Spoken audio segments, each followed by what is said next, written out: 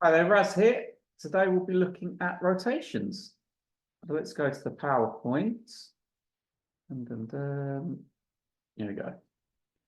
So today, look, we're looking at how to rotate a shape around a given point. Normally, let me go through PowerPoint, makes sense. What three pieces of information do you need to be able to rotate a shape?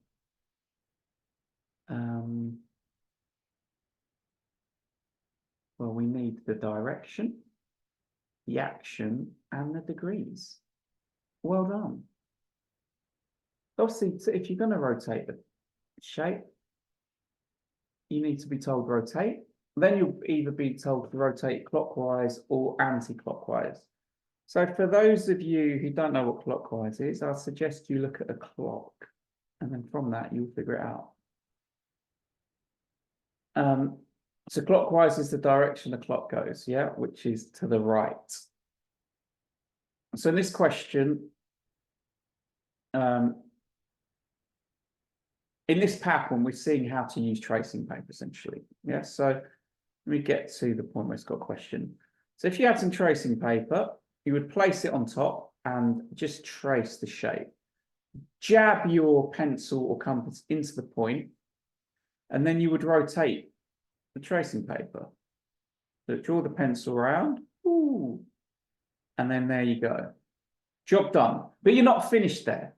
You still have to carefully lift the tracing paper and draw the shape under it. Yeah. The ink, the lead, the pencil will not magically transfer its way through to the page, unfortunately.